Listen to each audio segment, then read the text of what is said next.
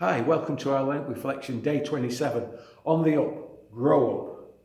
Hebrews 6 and verse 1 says, "Therefore let us move beyond the elementary teachings about Christ and be taken forward to maturity."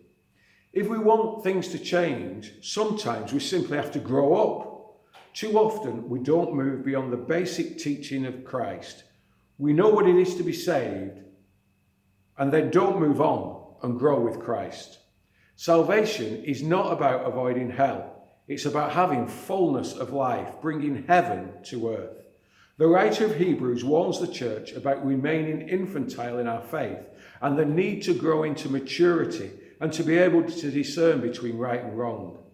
The work of leaders in church is to help every member reach that level of maturity. To some extent, it's like parenting.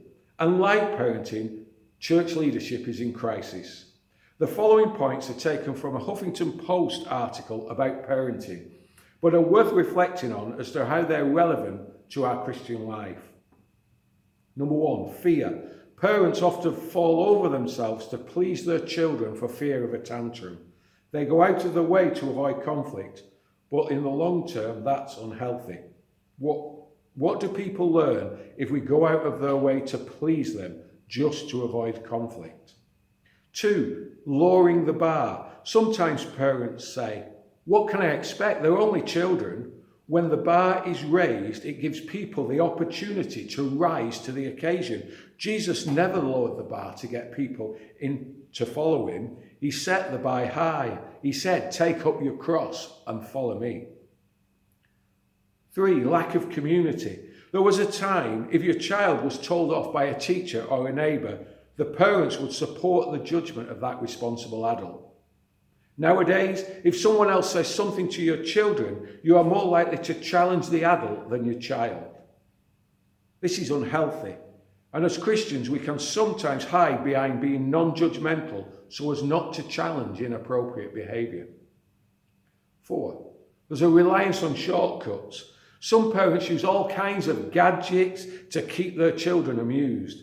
However, too much reliance on shortcuts stops us from learning patience. Sometimes we just want the Holy Spirit to zap us and put everything right.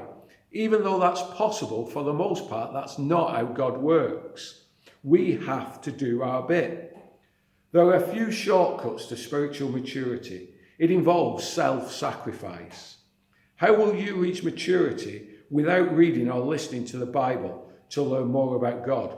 By praying and communicating with him, by giving up those bad habits and addictions which are counterfeit to the true blessing of intimacy with God.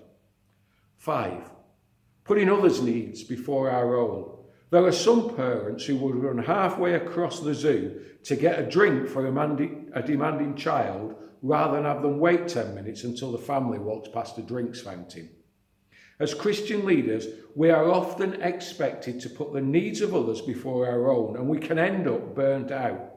However, Jesus needs to spend time alone, and he even sent the crowds away.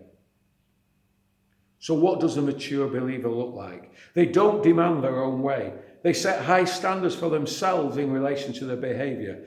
They open themselves up and be accountable to others. They are prepared to work hard to keep that close relationship with God, and they are reliant on their relationships with God to sustain their faith.